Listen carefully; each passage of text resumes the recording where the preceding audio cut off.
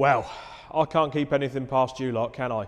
I put out the photos yesterday and about 90% of you out there on our social media got it absolutely spot on. It's an EVO 6, but not just any EVO 6. This is the Tommi Makkinen edition, created in 1999 to celebrate Mitsubishi clearing up its 4th World Rally Championship with that man at the wheel. Not a lot of people would have heard of Tommi Makkinen before this car hit the roads, but I'll tell you what, he was a bit of a legend of the sport.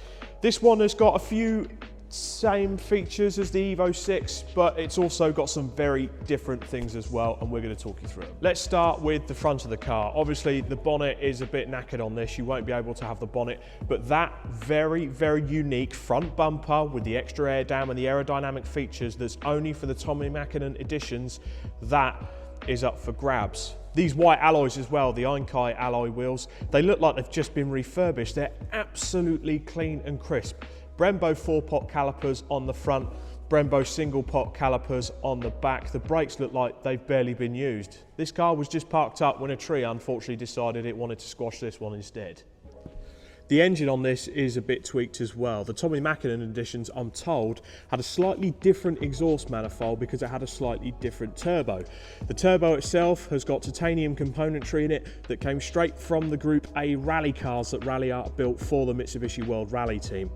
So this is no slow pony, this. About 276 brake horsepower in standard trim, and that was only because the Japanese had a bit of a gentleman's agreement that they wouldn't make too powerful cut. Right, so let's hear it running then.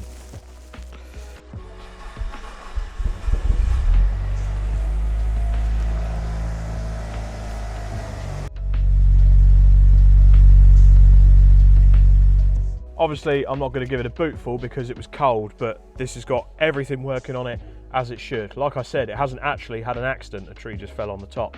So everything was absolutely sound as a pound on this car before it came to its untimely demise.